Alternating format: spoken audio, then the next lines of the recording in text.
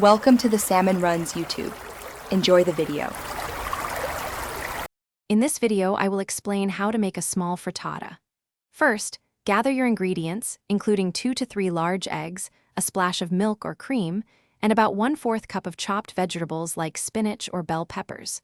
You'll also need a small, oven-safe nonstick pan, ideally 6 to 8 inches in diameter. This simple guide will help you create a delicious and satisfying meal with minimal effort. Once your vegetables are tender, spread them evenly in the bottom of your pan. Next, pour the whisked egg mixture over the vegetables, ensuring they are well distributed. Let the frittata cook on medium-low heat on the stovetop for about 3 to 5 minutes, or until the edges begin to set and the center is still a bit runny. This initial stovetop cooking helps create a nice base.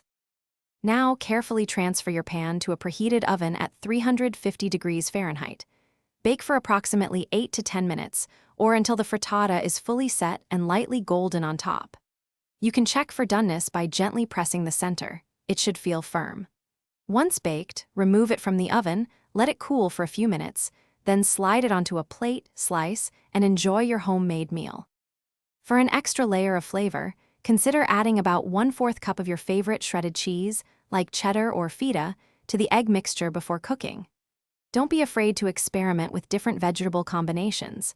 Cooked sausage or bacon also make great additions.